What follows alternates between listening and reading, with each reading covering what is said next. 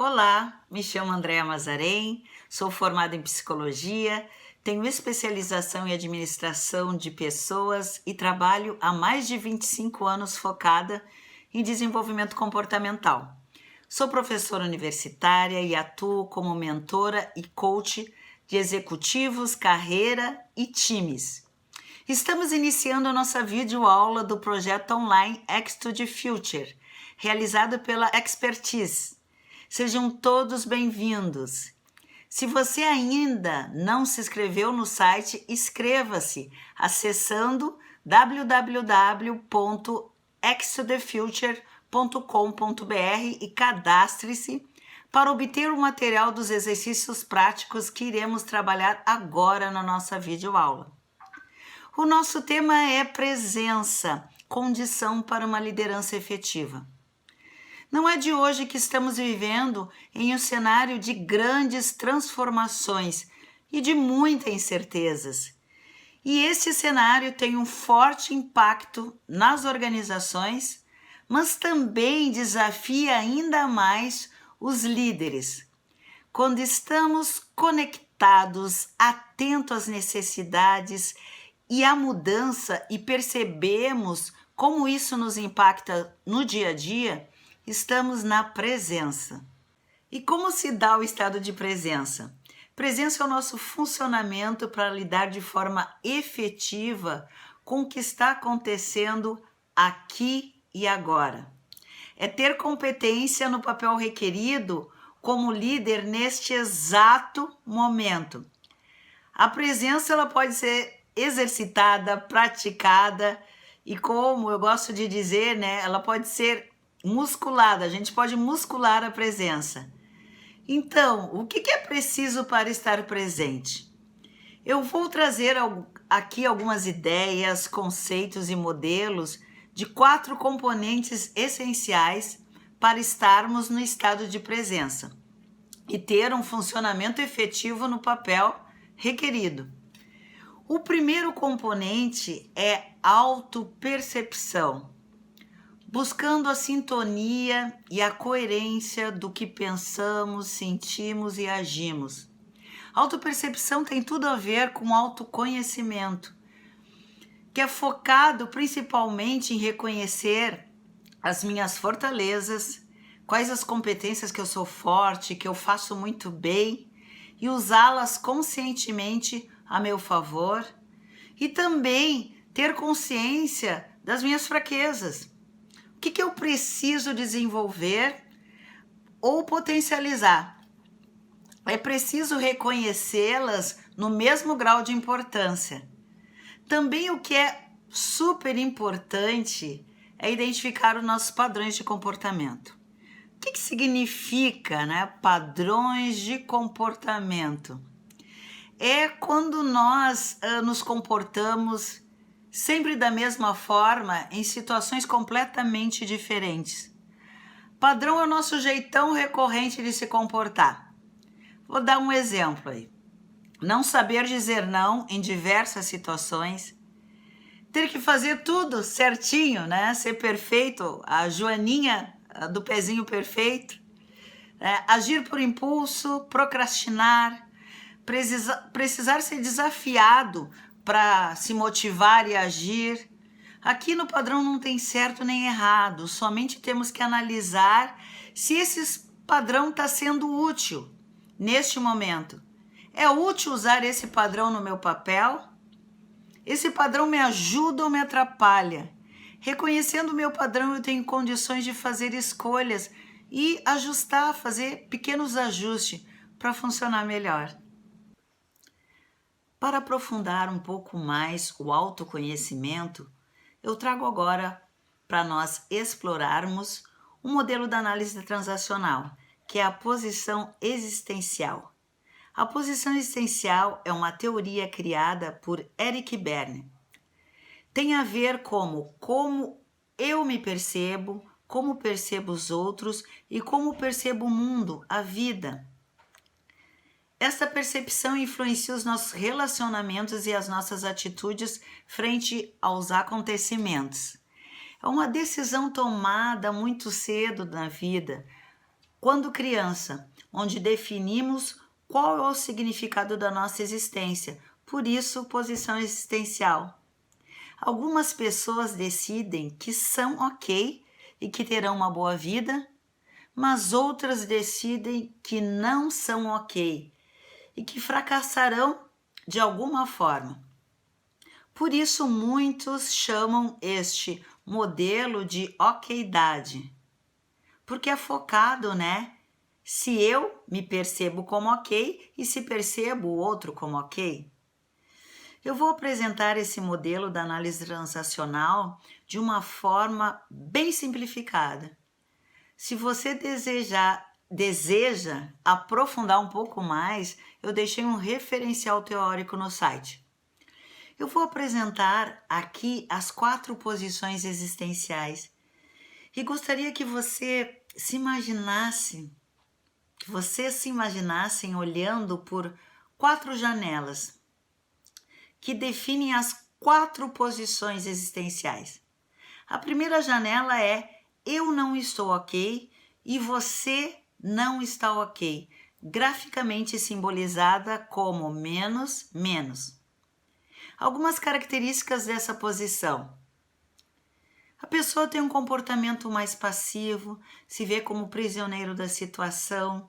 A vida é assim mesmo, Se vê sem esperança, um estilo mais defensivo, mais apático, mais agressivo. O seu sentimento é desespero, melancolia, sou inútil. Como reage a tarefa e as pessoas, Não vamos chegar a lugar nenhum. Congela, sem interesse por si e pelos outros. Agora a segunda janela. Eu não estou ok, você está ok. Simbolizado então, eu menos, você mais. As pessoas, nessa janela têm um comportamento mais passivo diante das situações. O seu estilo é mais acomodado. O seu sentimento é eu sou menos que você. Então se sente culpado, envergonhado, incapaz, inadequado, humilhado. A reação frente às pessoas e tarefa é a vontade de se afastar, de fugir, de sumir. Normalmente, a pessoa entra num papel com frequência de vítima, se percebendo sem recursos para lidar com a realidade. A terceira janela é eu estou ok, você não está ok. Simbolizado então, eu mais, você menos. Um comportamento frente às situações é mais contestador, dominador, às vezes agressivo, não consegue enxergar as suas limitações, atribui sucessos e erros aos outros. Ele não tem responsabilidade porque ele é ok e você é não ok.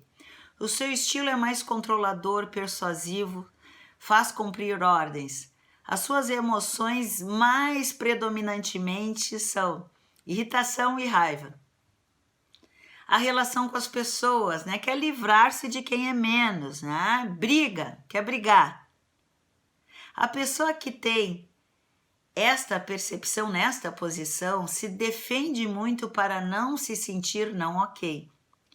Normalmente faz um papel mais de dominador, porque tem um forte julgamento em relação às pessoas, ou salvador, porque vai salvar o mundo porque se vê como ok. Agora nós vamos então para a 4ª janela. Eu estou ok, você também está ok. Então, eu mais, você mais. É uma posição, então, mais saudável. Então, a pessoa tem um comportamento mais assertivo, reconhece as suas qualidades, as suas limitações, tem um estilo que desenvolve, informa, explora, decide, tem propósito, um estilo assim mais à vontade. A sua emoção é mais coerente e proporcional ao momento, sente alegria, medo, raiva, tristeza, condizente com a realidade. As reações frente às tarefas, vamos andar junto, vamos evoluir, seguir em frente. Agora eu gostaria que você parasse um pouquinho e fizesse uma reflexão. Em que posição existencial você se percebe? Você se enxerga mais predominantemente? Qual das 4? Eu estou não ok, você está não ok. Eu estou ok, você está não ok. Eu estou não ok, você está ok. Eu estou ok, você está ok. Qual dessas 4? Pensar um pouquinho. Na maior parte das vezes, nós não temos consciência que posição nós atuamos, mas todos nós temos uma preferência. O que nos coloca na presença é quando estamos nos sentindo e nos percebendo como ok. E percebendo e tratando o outro também como ok. O que nos tira da presença? Se eu me percebo e me sinto como não ok. E também quando eu percebo o outro e trato o outro como não ok. O objetivo aqui é ampliar a percepção de como nós funcionamos. E se eu não estou sendo efetivo, acionar os recursos necessários para funcionar diferente. Qual é o recurso que eu posso usar? Começar a te observar. Começar a ser observador de você. E se colocar como ok frente às situações. Quanto mais ok você estiver, maior será o seu estado de presença. Outro aspecto que eu trago para a gente olhar um pouquinho mais é a nossa reação frente à mudança. Toda mudança gera um nível de pressão, o aumento do nosso nível de estresse. Só que nós não temos consciência quando estamos sob estresse. Muitas vezes ouvimos, você está estressado. Eu disse, estressado eu? Só porque estou cobrando o resultado, estou estressado? Normalmente vivemos no piloto automático e não paramos para nos observar, nos perceber. Por isso, ficamos inconscientes em relação ao aumento do nosso nível de estresse no nosso corpo. Para que isso não ocorra, o que se pode fazer? Precisamos criar alarmes que vão nos fazer pensar e ter a consciência de que eu posso estar sob estresse, sim. Por que eu estou trazendo isso? Porque o alto nível de estresse nos tira completamente da presença e até nos leva em alguns momentos para o caos. Vamos ver como é que isso acontece. Identifica uma competência que você é mais forte, aquela que você usa mais, que tu é bom mesmo nisso. Identificou?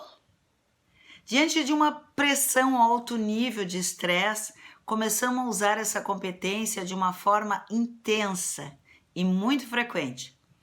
Só que nesse momento, a tendência é amplificar, exagerar na competência.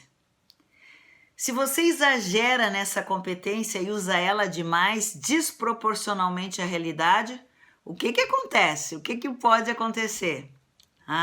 Amplificando demais. Ela se torna um ponto fraco, se torna um problema.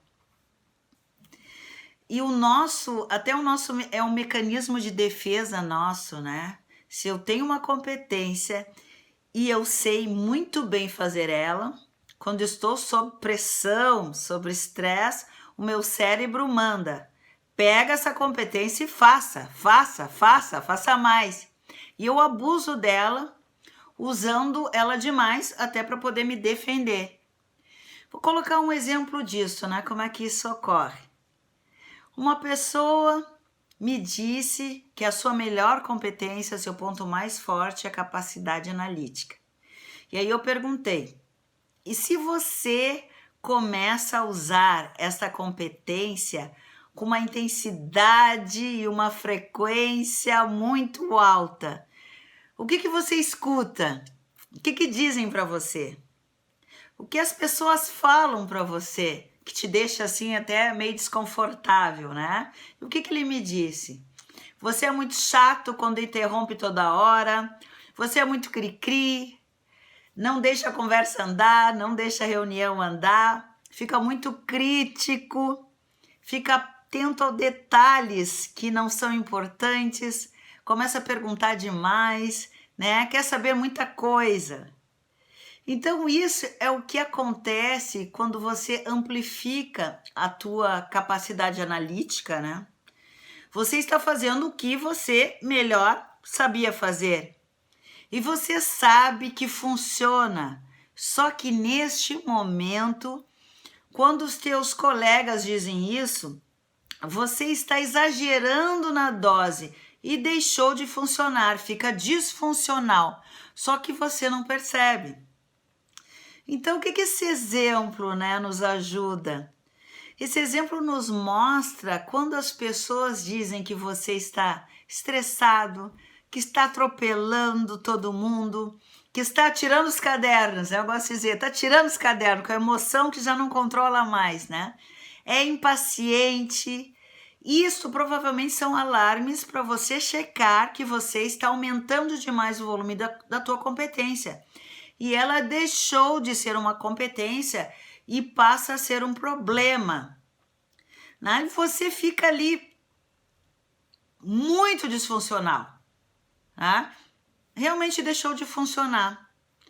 O problema, na verdade, é uma consequência, não é um problema. São os alarmes que nos dizem que estamos sob estresse e que não estamos na presença. O que é possível fazer para voltar para a presença? É identificar qual é o gatilho, qual é o fator de estresse que está fazendo você aumentar o volume da tua competência. Qual é o gatilho que é disparado e que te tira completamente da presença? Identificando o gatilho, eu consigo também identificar os fatores específicos de estresse. Primeiro eu preciso dar nome a esse fator de estresse e compreender que ele está me fazendo funcionar exagerando nas minhas competências. Então, dar nome é especificar esses fatores de estresse. Muito complexo? Vou dar um exemplo para vocês. Quando eu perguntei para um colega quais eram os fatores, os gatilhos e os fatores de estresse que o levavam a sair da presença, ele me respondeu: Andréa, as minhas metas estão muito agressivas. Eu tenho que reduzir 20% da minha despesa. O gatilho de ter metas altas, ok, mas a redução em 20% é uma generalização e não me ajuda a lidar com o fator especificamente que está me dando uma pressão. Eu preciso especificar mais esse fator de pressão. Um exemplo disso: as minhas despesas com viagem estão altas e eu preciso encontrar uma solução para isso. Então isso se torna específico. Sendo específico, dá para lidar, dá para trabalhar. Eu consigo, por exemplo, fazer um benchmarking, posso verificar outros recursos além de viagens, né, que eu posso usar então com o meu time. Então, a tendência é dizer que a consequência é um problema, mas não é um problema. Um outro fator de pressão e estresse são as incertezas. Para reduzir a incerteza é preciso trabalhar com cenários. O que pode acontecer? Eu sempre digo assim, o que pior pode acontecer? Eu parto do pior para ir diminuindo a régua, né? Parte da especificação dos fatores de estresse. Algumas vezes é poder pensar em cenários, em possibilidades. Não é necessariamente ter respostas. Uma pessoa me disse: Andréa, eu tenho a preocupação que eu vou ser demitido no final do ano. Poxa, se tem essa preocupação, vamos trabalhar com cenários. Se for ou não for, o que precisa acontecer? Quais são as evidências que você vai ser demitido? Você começa a construir um cenário e aí eu posso navegar nesse cenário. Se você não fizer nada até o final do ano, esperando se vai ou não ser demitido, você contribui então para que isso aconteça, né? O que você precisa fazer para não aumentar a tua chance, né, de ser demitido no final do ano? Quando a gente coloca a incerteza num tempo e espaço, isso dá um tamanho. E eu posso começar a trabalhar com cenários. Não, os cenários não eliminam as incertezas, mas me auxiliam a me manter na presença. Agora, então, vamos praticar? Vamos fazer um exercício prático? Vamos fazer o teu mapa. Você encontra o formulário do mapa no site. Primeira coisa, escolha uma competência que você é forte, aquela que você usa mais. Escreva o nome desta competência.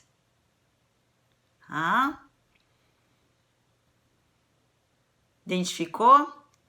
O que acontece quando você intensifica esta competência, amplifica, usa demais, demais, demais? Quais são os alarmes que aparecem?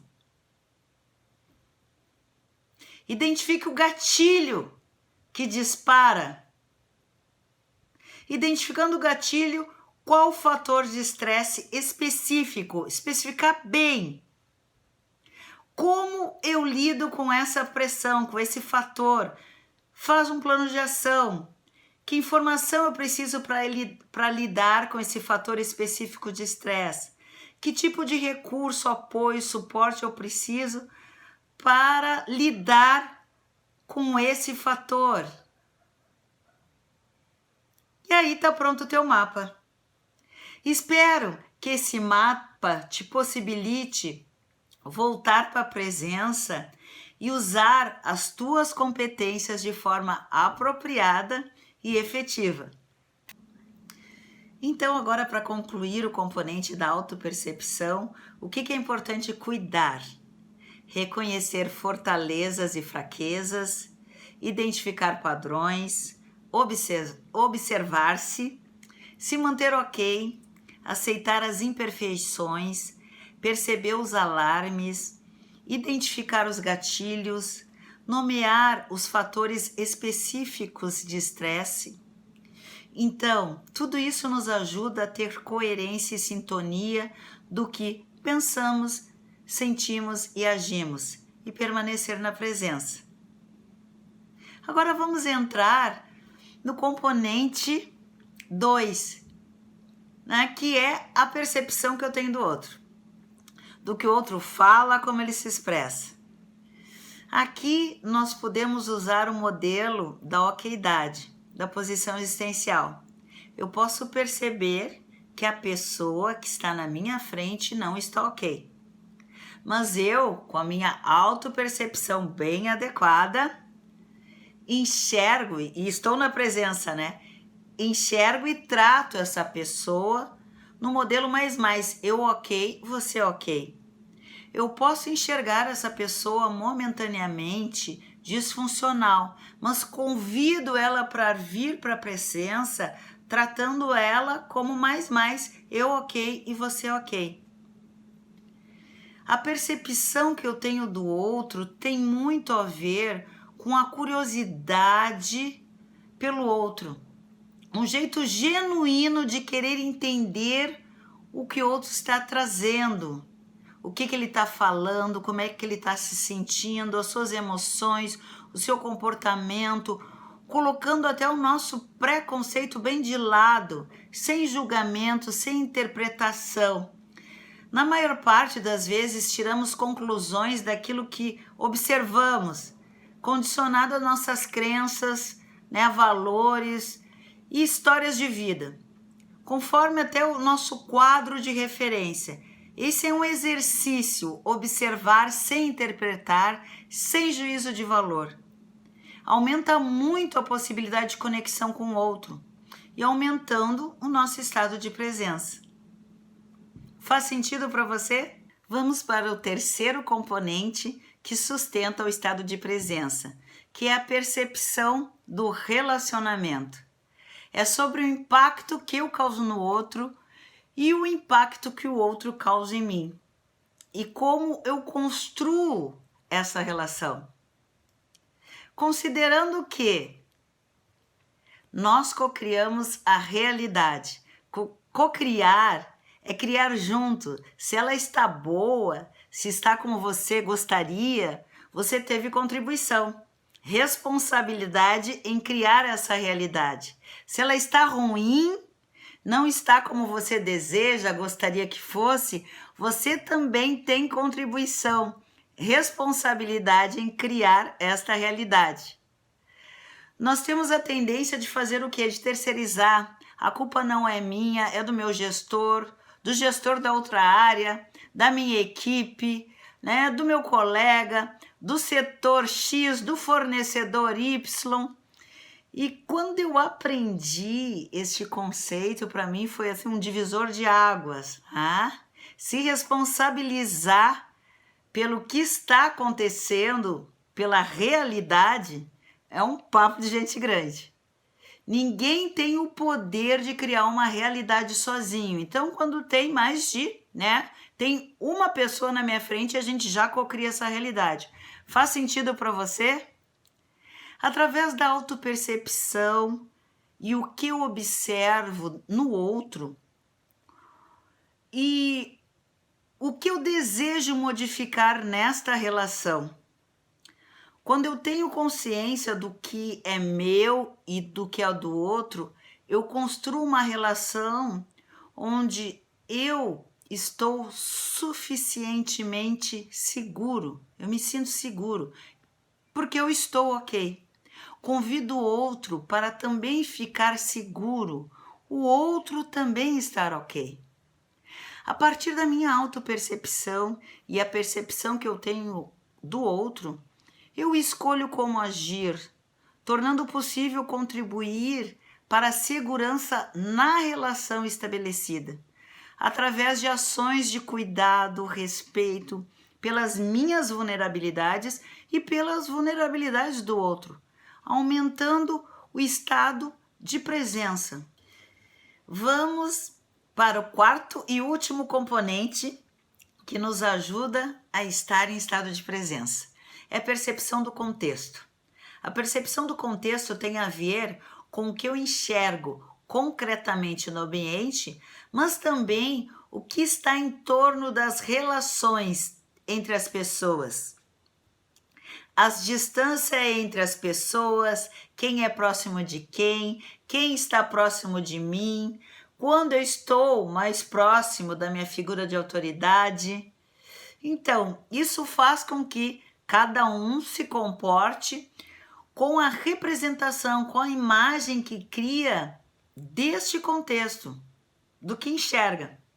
Um exemplo disso. Com frequência, eu acho que sou desvalorizado pelo meu gestor. Então, eu tenho algo para ser trabalhado na minha autopercepção. Mas eu observo que ele faz isso, que eu estou vendo, também com mais pessoas, não só comigo. Então, eu não estou puxando para mim o que é dele. Eu vou ter que aprender a lidar com ele neste jeitão dele. Então, eu tenho que trabalhar esta relação com o meu gestor. O alinhamento das expectativas que as lideranças fazem com os membros da equipe contribui muito para dar mais informações sobre como as pessoas estão enxergando a mesma realidade, como elas enxergam o contexto que está em volta. Outro fator bem importante sobre a percepção do contexto é o que o contexto vai definir como nós vamos nos relacionar. Que papel você está nesse momento em que é vivido? Um exemplo disso. Eu sou gestora de uma equipe e me comporto como mãezona da equipe. Eu trato a equipe como trato meu filho. Então, uma contaminação de papel, porque eu pego uma característica de um papel e levo para outro. Eu trago um papel lá do mundo privado para o mundo organizacional. Eu estou fora da presença relacionado ao contexto. Eu preciso descontaminar a minha percepção colocando o papel de líder e o contrapapel de liderado no contexto apropriado, que é o ambiente organizacional. Assim, fico no estado de presença. Bom, tendo consciência e competência nesses 4 componentes, que são 4 percepções: autopercepção, percepção do outro, percepção do relacionamento e percepção do contexto, me dá condições para a seleção do meu papel requerido no instante que é vivido. Vamos ver um exemplo disso? Em uma empresa familiar, o sócio-diretor e analista de marketing são casados. Ambos têm suficiente experiência e competência como profissionais em suas áreas. Em situações de pressão para ambos, a comunicação entre eles fica conflituosa. O que se observa é a atitude da analista de marketing para com o diretor se confunde com o papel de esposa, quando ela, na empresa, não aceita orientações e questiona publicamente as decisões tomadas por ele. Nesta hora, o diretor perde também o papel e responde como marido. A analista continua questionando e querendo dar uma orientação diferente da fornecida pelo diretor. Ambos perderam os papéis organizacionais, pois as atitudes são dos papéis de marido e esposa. Privado. Atitude profissional do papel requerido da analista de marketing neste momento organizacional, qual seria?